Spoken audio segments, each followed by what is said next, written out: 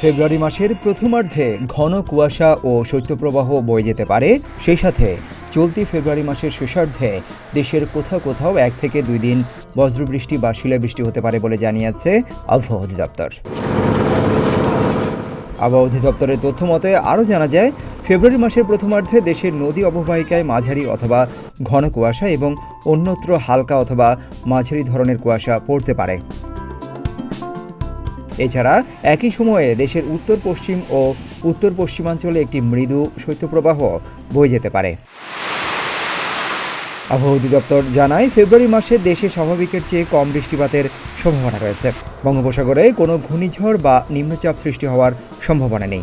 এই মাসে দিন ও রাতের তাপমাত্রা ক্রমান্বয়ে বৃদ্ধি পাবে। দিন ও রাতের তাপমাত্রা স্বাভাবিকের চেয়ে বেশি থাকতে পারে।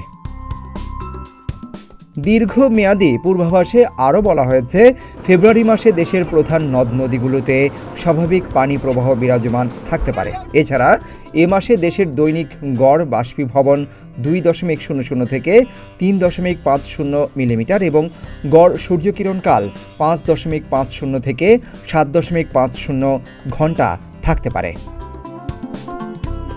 সিদ্দিকুর রহমান রোমন, প্রতিদিনের বাংলাদেশ।